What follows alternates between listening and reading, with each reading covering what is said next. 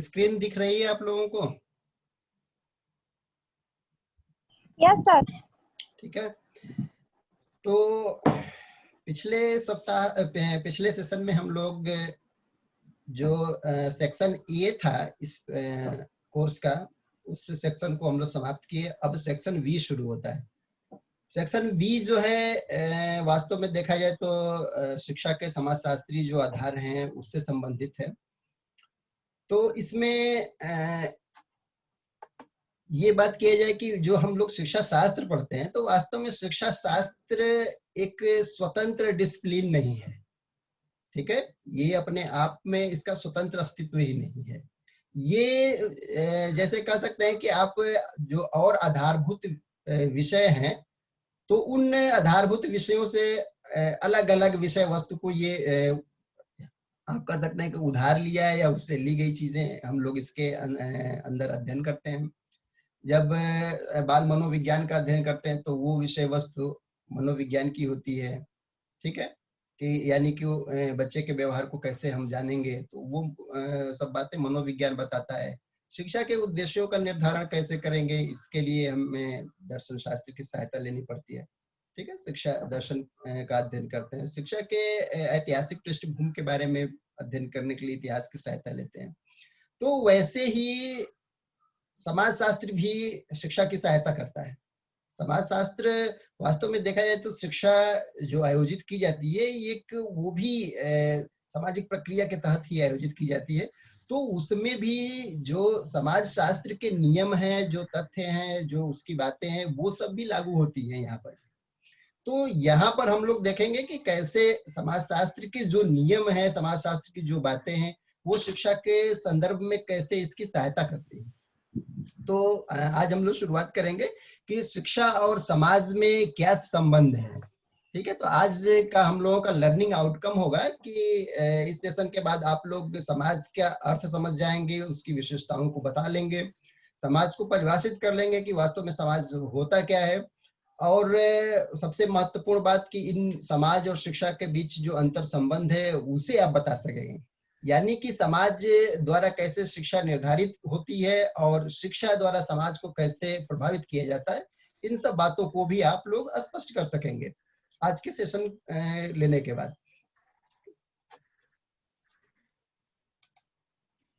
तो अब ये देखा जाए कि जब हम लोगों के मस्तिष्क में समाज शब्द आता है, तो समाज शब्द आते ही हम लोगों के दिमाग में एक ऐसी बात आती है कि कुछ लोगों का समूह होगा, वाली बात यही आती है। तो ये जो लोगों का समूह है, इन लोगों के समूहों का अध्ययन जो होता है, अलग अलग विज्ञान भी करते हैं, जितने भी सामाजिक विज्ञान है, वो सभी सामाजिक विज्ञान इन लोगों का अध्ययन करते हैं।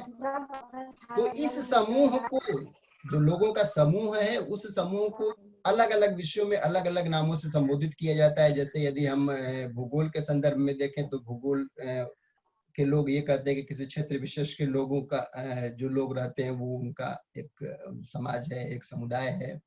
ठीक है, जैसे भारत के जो भौगोलिक सीमा है, उस सीमा के अंदर रहने वाले लोगों को भारतीय कहेंगे, ठीक ना, या भारतीय समाज कहेंगे। ब्रिटेन के सीमा के अंतर्गत रहने वाले लोगों को ब्रिटिश समाज कहेंगे वो लोग। ठीक है, जब धार्मिक शास्त्रों का धर्म के अनुसार अध्ययन करते हैं तो किसी विशेष धर्म को मानने वाले लोगों का जो समूह होता है, उस समूह को उसके अनुसार एक समाज कहा जाता है। जैसे हिंदू धर्म को मानने वाले लोगों को हिंदू समाज, ठीक है, मुस्लिम धर्म को मानने वाले लोगों को मुस्लिम समाज, ईसाई समाज, इस तरह का अलग अलग समाज कहा जाता है। राजनीति शास्त्र में भी यदि इसे देखें तो राजनीति शास्त्र में भी जो एक राज्य की परिभाषित सीमा होती है, उस सीमा के अंतर्गत जितने लोग होते हैं या उस राज्य के जितने नागरिक होते हैं, उनको राजनीति विज्ञान उसे एक समाज का रूप मानता है। तो यहाँ पर हम लोग इन शास्त्रों के अलावा हम लोग ये देखेंगे कि समाज शास्त्र समाज को क्या मानता है, समाज शास्त्र समाज को किस रूप में परिभाषित करता है। तो अभी हम लोगों ने देखा कि जो अलग अलग सामाजिक विज्ञान है वो लोगों के समूह को समाज मान ले रहे हैं, लेकिन जब समाज शास्त्र के अंतर्गत समाज को परिभाषित करने का प्रयास करते हैं तो समाज केवल लोगों के समूह को समाज शास्त्र केवल लोगों के समूह को समाज नहीं मानता, बल्कि वो कहता है कि इस समाज जो है इससे भिन्न है। समाज जो इन लोगों के बीच जो पारस्परिक संबंध है वो है समाज। और यही महत्वपूर्ण चीज है जो समाज शब्द की व्याख्या करती है, यानी कि लोगों के मध्य जो आपसी संबंध है, जो पारस्परिक संबंध है, वही संबंध हमें समाज को बताता है कि समाज क्या है। तो अब ये पारस्परिक संबंध जो है उसी को सामाजिक संबंध भी कहते हैं। तो ये सामाजिक संबंध क्या है? सामाजिक संबंध क्या है? तो सामाजिक संबंध की शुरुआत वहां से शुरू होती है जब हम लोग जब दो व्यक्ति एक दूसरे के प्रति सचेत होकर कुछ काम करते हैं, कोई प्रतिक्रिया व्यक्त करते हैं, आपस में कोई संबंध बनाते हैं।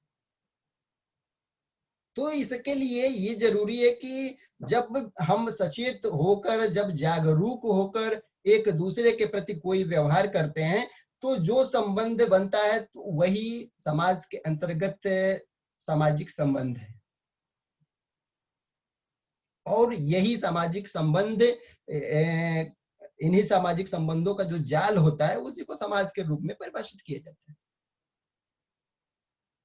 तो अब ये संबंध कैसे निर्धारित होते हैं, इस संबंध को बनने में किन किन कारकों की जरूरत होती है, वही समाज के मूल्य तत्व भी होंगे।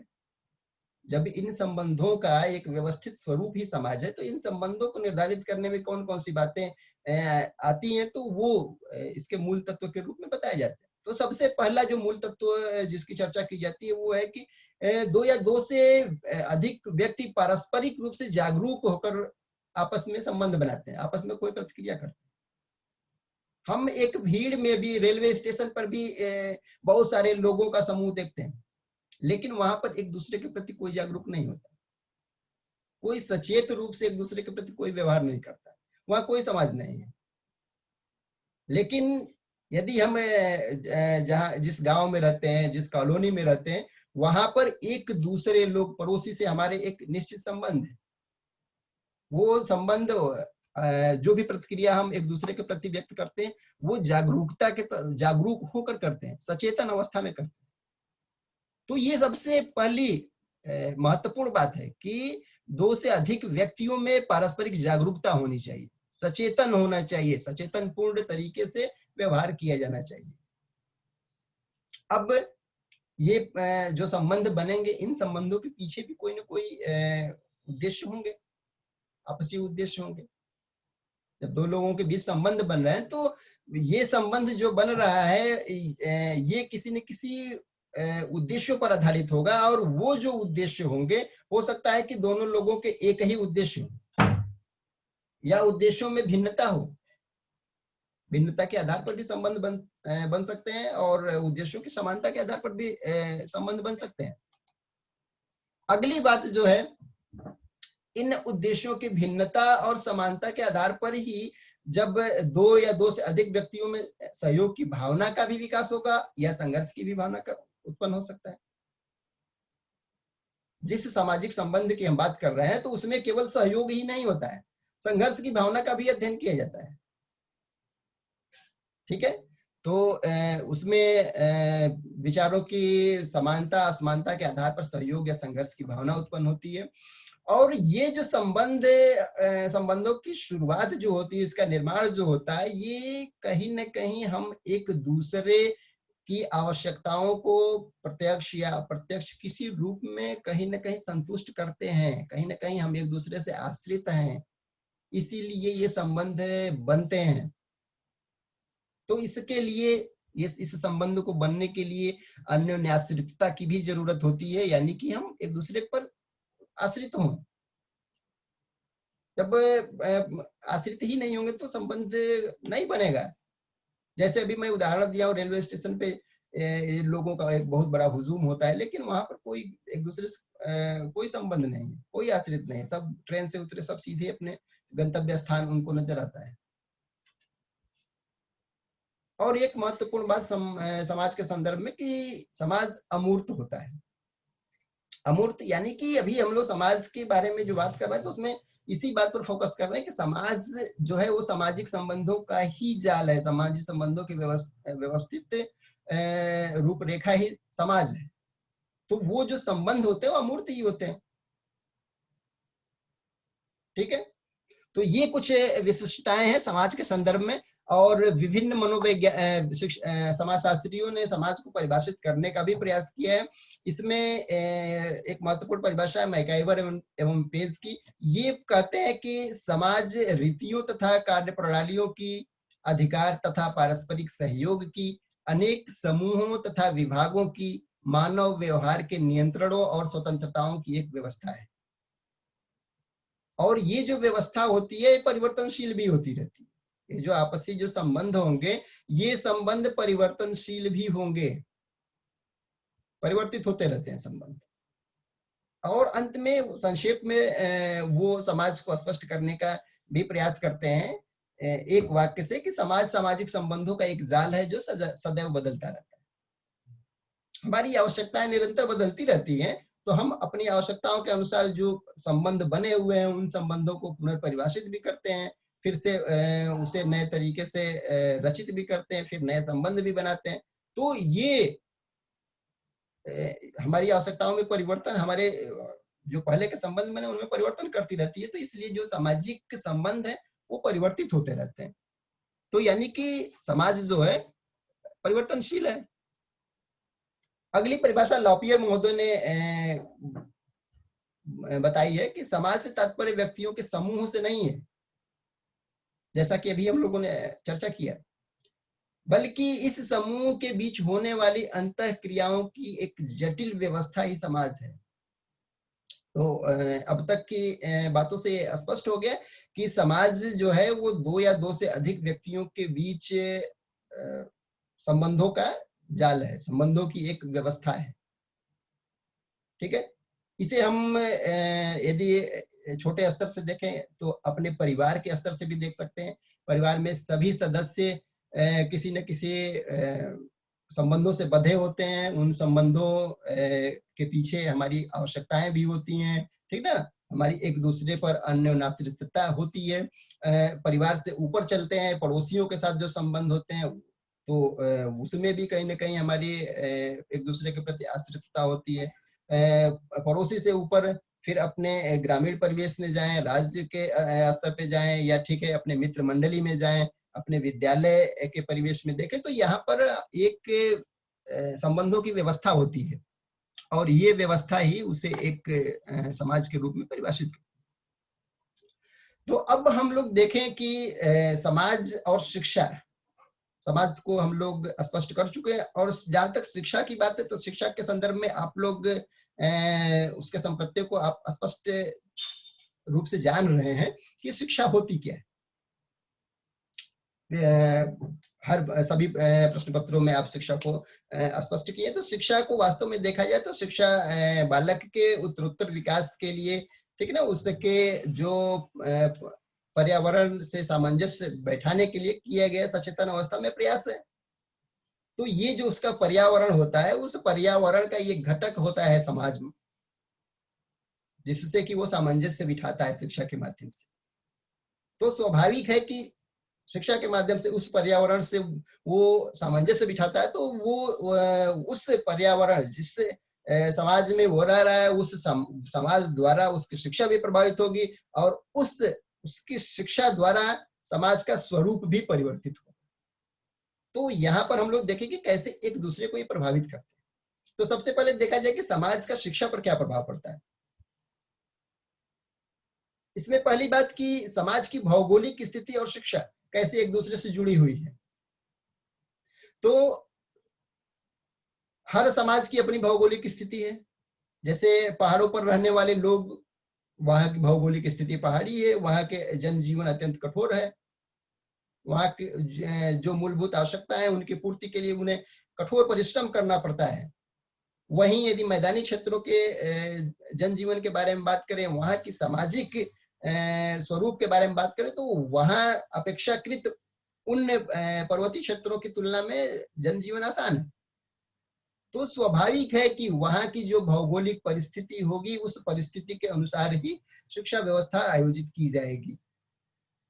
यदि पर्वतीय क्षेत्र है तो उस पर्वतीय क्षेत्र में जहां बालक के पास या वहां के लोगों के पास अपनी मूलभूत आवश्यकताओं की पूर्ति करने के अतिरिक्त समय ही नहीं बचता है कि वो शिक्षा पर ध्यान दें, तो वहां की जो शिक्षा व्यवस्था होगी वो जनसाधारण तक उसकी पहुंच बहुत मुश्किल से होगी। जबकि ऐसे क्षेत्र जहां लोग अपनी मूलभूत आवश्यकताओं को आसानी से पूरा कर ले रहे होंगे, वहां की जो शिक्षा व्यवस्था होगी वो जन जन तक होगी, जन शिक्षा की व्यापकता होगी।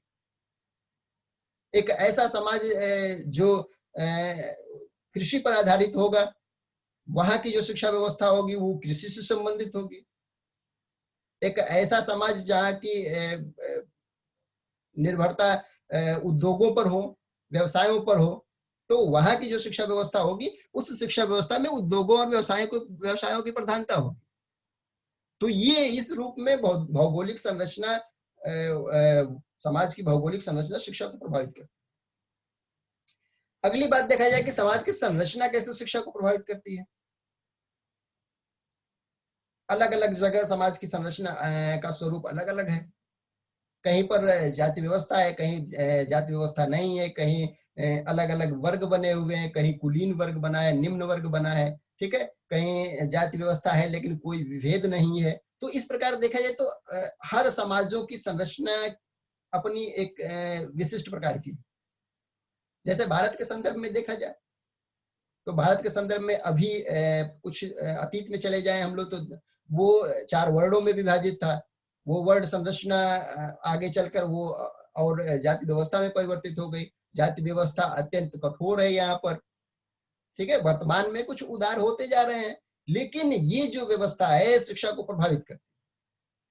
जैसे कि जब वर्ण व्यवस्था थी तो वहां पर अलग अलग वर्णों के लिए अलग अलग शिक्षा की बात की जाती थी। किसी वर्ग के लिए शिक्षा को उपेक्षित किया गया, किसी वर्ग के लिए शिक्षा पर किसी वर्ग का अधिकार रहा, महत्वपूर्ण अधिकार रहा। तो वर्तमान में जैसे जैसे समाज की संरचना में परिवर्तन होता गया, वर्तमान में जो सामाजिक संरचना है उस अतीत की संरचना से बदल चुकी है, तो यह वर्तमान में शिक्षा का स्वरूप भी बदल गया है। शिक्षा सबके लिए सुलभ हो गई है, सबके लिए समान हो गई है, सभी अपनी योग्यता के अनुसार शिक्षा प्राप्त कर सकते हैं। तो इस रूप में समाज की संरचना जो है वो शिक्षा को प्रभावित करती है। अगली बात, समाज की संस्कृति की बात की जाए तो समाज की संस्कृति में क्या होता है? संस्कृति में सभी समाज का रहन सहन, खान पान, नृत्य, संगीत, ठीक है, भाषा, दर्शन, आदर्श, मूल्य, विश्वास, ये सब अलग अलग है। सभी समाज के लिए ये सब चीजें अलग अलग है। और समाज का जो अस्तित्व है, समाज की जो अपनी पहचान है, वो संस्कृति पर ही आधारित है। उसकी जो भाषा है, उसके जो खान पान है, उसके रहन सहन है, उसके जो आदर्श मूल्य हैं, जो विश्वास है, जो आस्था है, यही उसकी पहचान होती है। और वो समाज शिक्षा के माध्यम से इस अपनी पहचान को अक्षुण्ण रखने का प्रयास करता है। और शिक्षा इस संस्कृति के आधार पर ही निर्धारित होती है। जो उसका आदर्श है, जो उसका मूल्य है, जो उसका विश्वास है, उन्हीं विश्वास के आधार पर वो शिक्षा का उद्देश्य भी निर्धारित करेगा और उन्हें पाने का प्रयास करेगा। तो इस रूप में देखा जाए तो हर जिस समाज की जो अपनी सांस्कृतिक विशिष्टता है, उसी के आधार पर वो शिक्षा को निर्धारित करता है, शिक्षा के उद्देश्य निर्धारित करता है, शिक्षा के तौर तरीके निर्धारित करता है, और शिक्षा के अन्य जो पहलू है उन सबको उसी के आधार पर निर्धारित करता है। समाज की धार्मिक स्थिति भी शिक्षा को प्रभावित करती है। यदि कोई ऐसा समाज है जहां पर किसी एक ही धर्म के लोग हैं, तो स्वाभाविक है कि जो वहां की शिक्षा व्यवस्था होगी उस धर्म के मूल्यों को, उस धर्म के परंपराओं को, रीति रिवाजों को पुष्पित पल्लवित करेगी। यदि ऐसा समाज है जिसमें बहुत सारे धर्मों के लोग हैं, तो वहां की जो शिक्षा व्यवस्था होगी उन सभी धर्मों की जो अच्छी बातें हैं उन्हें पुष्पित पल्लवित करने का प्रयास करेगी, उन्हें आगे बढ़ाने का प्रयास करेगी। तो इस रूप में समाज की धार्मिक स्थिति शिक्षा को प्रभावित करती है। अब देखा जाए कि समाज की राजनीतिक स्थिति कैसे शिक्षा को प्रभावित करती है। यानी कि उस यदि कोई राज्य ऐसा है जहां पर तानाशाही है, तो वहां की जो शिक्षा व्यवस्था होगी वहां के शासक वर्ग के प्रति श्रद्धा उत्पन्न करने वाली होगी। ऐसी शिक्षा व्यवस्था होगी जिसके माध्यम से जो भी वहां का शासक वर्ग होगा उसके प्रति मतलब उसकी सर्वोत्तम जो सत्ता है उसे स्वीकार करे, उसके लिए वैसे लोगों को तैयार करने का वो प्रयास करेगी शिक्षा व्यवस्था। जैसे वर्तमान में हम देख सकते हैं बहुत सारे देशों में, उत्तरी कोरिया को देख सकते हैं, ठीक है, और भी कुछ ऐसे देश हैं जहां पर एक तानाशाही व्यवस्था है। तो वहां की जो शिक्षा व्यवस्था होगी वो स्वाभाविक है कि शासक वर्ग के प्रति अगाध श्रद्धा उत्पन्न करने वाली होगी। वहां शिक्षा द्वारा ऐसे लोगों को उत्पन्न किया जाएगा जो कि वहां की राजनीतिक व्यवस्था में पूरी पूरी श्रद्धा रखें, भक्ति रखें। वहीं दूसरी तरफ एक ऐसे देश जहां पर लोकतांत्रिक व्यवस्था, उस व्यवस्था के अंतर्गत जो शिक्षा व्यवस्था होगी उस शिक्षा द्वारा उन लोगों में स्वतंत्रता, समानता, बंधुत्व, ठीक है, न्याय, धर्मनिरपेक्षता, इन बातों को पुष्पित पल्वित करने का प्रयास किया जाएगा। तो इस रूप में किसी भी समाज की राजनीतिक व्यवस्था जो होती है वो शिक्षा को प्रभावित करती है। समाज की आर्थिक स्थिति कैसे शिक्षा को प्रभावित करेगी? यदि कोई भी देश ऐसा जो अल्प विकसित है या विकासशील है, तो वहां की जो शिक्षा व्यवस्था होगी वो अपने संसाधनों के तहत वो अपने लोगों की शिक्षा का प्रयास करेगा समाज। वहीं दूसरी तरफ यदि कोई भी ऐसा समाज हो जहाँ की व्यवस्था औद्योगिकृत, नगरीकृत वहां की व्यवस्था हो, तो वहां की जो शिक्षा व्यवस्था होगी वो उस औद्योगिकरण, नगरीकरण, वहां के व्यवसायीकरण, इस सबको आगे बढ़ाने के लिए शिक्षा व्यवस्था आयोजित की जाएगी और शिक्षा व्यवस्था इसको वो और पोषित करेगी। तो ये कुछ बातें थी जो जिस रूप में समाज शिक्षा को प्रभावित करता है। और एक महत्वपूर्ण बात है कि सामाजिक परिवर्तन कैसे शिक्षा को प्रभावित करता है। सामाजिक परिवर्तन यानी कि जो अभी हम लोगों ने देखा कि जो सभी समाज की अपनी सांस्कृतिक विशिष्टता होती है, अपने मूल्य होते हैं, परंपरा होती है, रीति रिवाज, खान पान, वेशभूषा, ठीक ना, धर्म, आचार, मूल्य, आस्था, ये सब अपना विशिष्ट होता है। अब इन विशिष्टताओं को ही, इन परंपराओं को ही और तर्क संगत बनाने के लिए जो परिवर्तन होते हैं वो सामाजिक परिवर्तन होते हैं। यहाँ आप एक चित्र देख रहे होंगे अपने स्क्रीन पर, यहाँ 3 चित्र दिखाए गए हैं और इन तीनों में एक उत्तरोत्तर परिवर्तन दिखाया जा रहा है। वो किसी रूप में देख सकते हैं आप, आर्थिक समृद्धि के रूप में देख सकते हैं या स्त्री की स्थिति के रूप में देख सकते हैं। तो ये सामाजिक परिवर्तन को बता रहा है कि जो पहले की परंपराएं थी वो परंपराएं तर्क के आधार पर उन्हें प्रतिषेधित किया गया, उनका खंडन किया गया, फिर वो परंपराएं थोड़ी परिवर्तित हुई, फिर ठीक है उनमें फिर परिवर्तन हुआ। तो इस प्रकार जो हमारी परंपराएं, जो सामाजिक विशिष्टताएं, वो समय के साथ परिवर्तित होती रहती हैं और इस परिवर्तन के साथ ही साथ शिक्षा भी प्रभावित होती है। जब हम अपने वैदिक समाज में, अपने ही भारतीय समाज वैदिक समाज में चले जाएं तो उस समय जो मूल्य परंपराएं थी उसके अनुसार शिक्षा व्यवस्था कैसी थी, और वर्तमान समय में हम बातें करें तो इस समय में जो शिक्षा व्यवस्था है वो इस समय का जो वर्तमान का जो सामाजिक सामाजिक स्वरूप परिवर्तित हो गए उसके अनुसार शिक्षा व्यवस्था आयोजित हो रही है।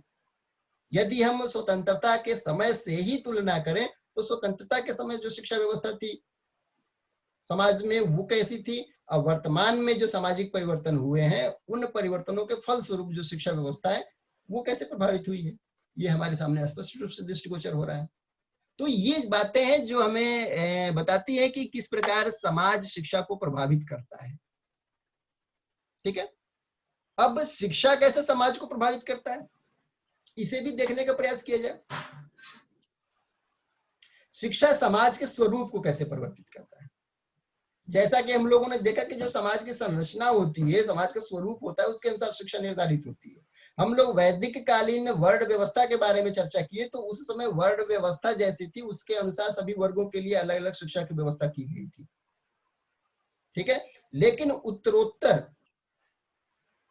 जब शिक्षा जन सामान्य तक पहुंचने लगी, तो वो जो वर्ण व्यवस्था थी या जाति व्यवस्था, अभी मतलब अभी थोड़े से ही अतीत में जाए तो जो जाति व्यवस्था थी उसका स्वरूप शिथिल होने लगा, वो ढीला होने लगा, कमजोर पड़ने लगा जाति व्यवस्था।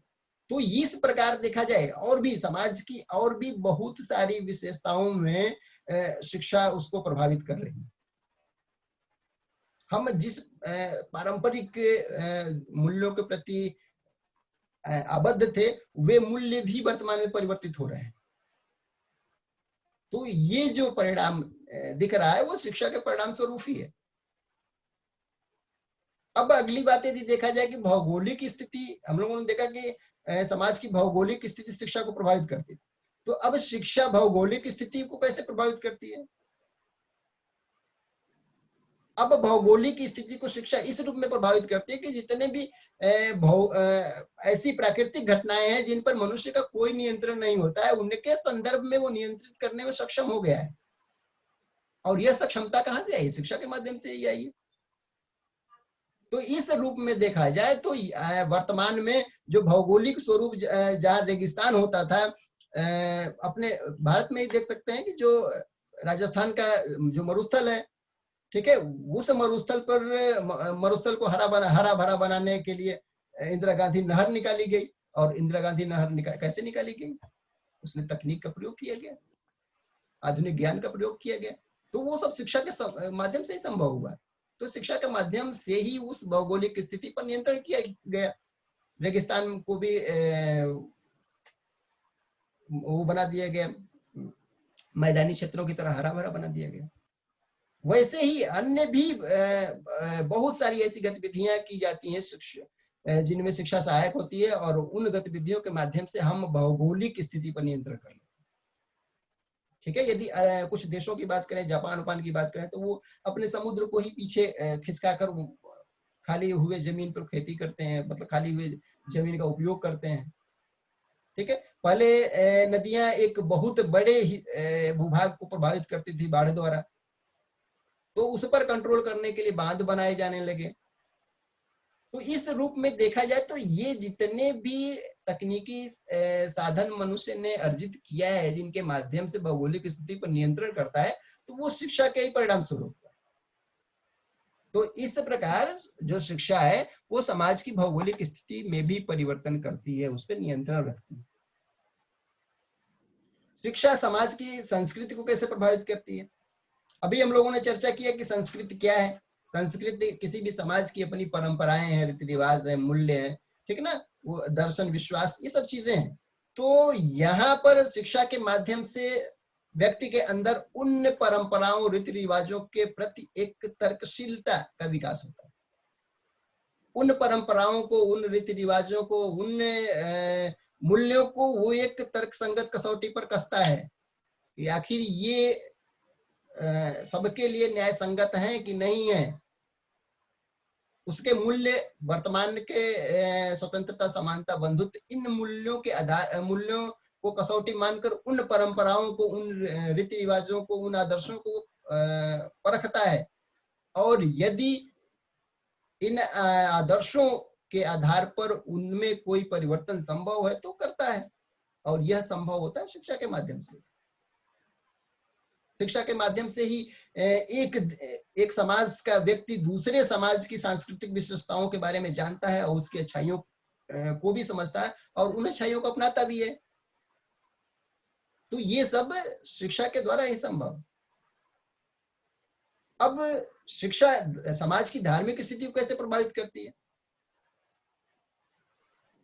जैसे अभी हम लोगों ने देखा कि जो धर्म है वो संस्कृति का ही हिस्सा है, ठीक है। धर्म में हम जब चर्चा कर रहे हैं तो धर्म में रीति रिवाज, परंपराएं, मूल्य, आदर्श, विश्वास सब आ जा रहे हैं। तो वो जो धर्म है वो संस्कृति का ही हिस्सा है। तो जिस प्रकार शिक्षा संस्कृति को प्रभावित कर रही है, वैसे ही शिक्षा समाज के धर्म को भी प्रभावित करेगी। वर्तमान में देखा जाए तो बहुत सारे देश ऐसे हैं जो जहां पर किसी भी ऐसे लोगों की संख्या बढ़ रही है जो किसी भी धर्म को नहीं मानने वाले। उनका एक वो अलग एक धर्म मानते हैं, जिस धर्म का मूल्य आदर्श होता है स्वतंत्रता, समानता, बंधुत्व।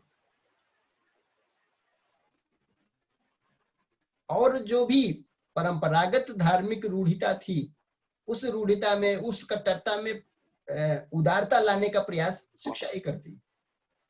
तो इस प्रकार देखें हम तो शिक्षा समाज की जो धार्मिक स्थिति है उसको भी परिवर्तित कर रही है। राजनैतिक स्थिति को कैसे परिवर्तित करती है? राजनैतिक स्थिति में हम लोगों ने देखा कि तानाशाही स्थिति भी हो सकती है, ठीक है, समाजवादी व्यवस्था हो सकती है, ठीक है, और भी लोकतांत्रिक व्यवस्था हो सकती है।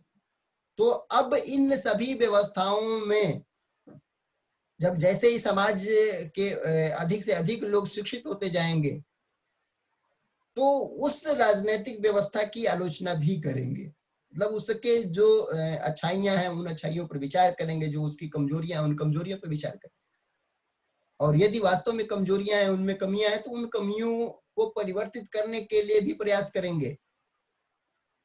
और इस प्रयास को संभव बनाने में शिक्षा की महत्वपूर्ण भूमिका है। बहुत सारे देशों में जहां पर सैनिक शासन होते थे, वहां पर लोगों का प्रयास, ठीक है, लोगों का विरोध वहां पर लोकतांत्रिक प्रक्रिया अपनाने के लिए बाध्य किया। और अब भी बहुत सारे जहां भी इस तरह के प्रयास किए जाते हैं, मतलब राजनीतिक के स्तर पर तानाशाही का प्रयास किया जाता है, तो वहां पर शिक्षा के माध्यम से ही लोगों में जागरूकता उत्पन्न होती है और उस तानाशाही के खिलाफ लोगों में एक विरोध की भावना उत्पन्न होती है। तो इस रूप में देखें तो शिक्षा किसी भी समाज की राजनीतिक स्थिति को भी प्रभावित करती है। अब शिक्षा समाज की आर्थिक स्थिति को कैसे प्रभावित करती है? अब तक की बातों से आप लोग स्पष्ट रूप से जान गए होंगे, या वर्तमान में भी हम लोग एक शिक्षा का एक महत्वपूर्ण उद्देश्य के रूप में रखते हैं कि अपनी आर्थिक स्थिति को सुधारें, इस रूप में शिक्षा को प्राप्त करें। तो शिक्षा जब किसी भी समाज का व्यक्ति ग्रहण करता है तो वो अपनी कहीं न कहीं अपने अपने स्थिति को बेहतर बनाने के लिए प्रयत्नशील रहता है। तो इस रूप में देखा जाए तो आर्थिक स्थिति भी परिवर्तित करती है समाज की। वह समाज जो पहले कृषि प्रधान था, वो धीरे धीरे अपने आप को शिक्षा के माध्यम से व्यवसायीकरण की तरफ, औद्योगिकरण की तरफ आगे बढ़ा रहा है। तो इस तरीके से वो उस समाज की आर्थिक स्थिति भी बदल रही है।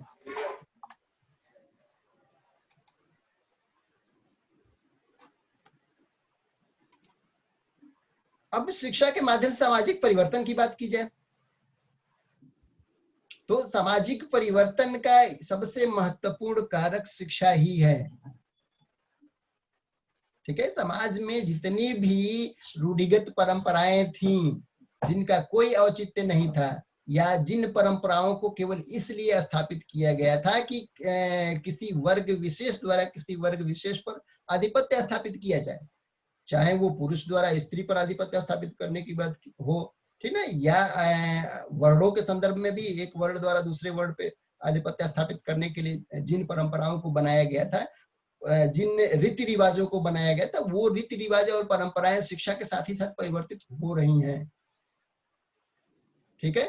वर्तमान में हम लोग यदि उदाहरण के तौर पे स्त्री शिक्षा को देखें तो जो स्त्री की स्थिति थी समाज में पहले, वो वर्तमान में काफी परिवर्तित हो गई है, ठीक है, और ये सामाजिक परिवर्तन का एक उदाहरण है। तो इस परिवर्तन के पीछे शिक्षा की ही महत्वपूर्ण भूमिका होती है। शिक्षा द्वारा ही जहां एक तरफ वह वर्ग अपने अधिकारों के प्रति जागरूक होगा, अपने अधिकारों को जानेगा, वहीं दूसरे वर्ग में एक न्याय संगत समाज की अवधारणा का भी विकास होगा, उसके अंदर स्वतंत्रता, समानता के मूल्यों का भी विकास होगा। तभी सामाजिक परिवर्तन होते हैं। ठीक है, तो ये कुछ बातें थी जो शिक्षा और समाज के संदर्भ में थी, और मैं उम्मीद कर रहा हूं कि आप लोग इन बातों को समझ गए होंगे, और आप लोगों को अब कोई क्वेश्चन पूछना हो तो आप पूछ सकते हैं।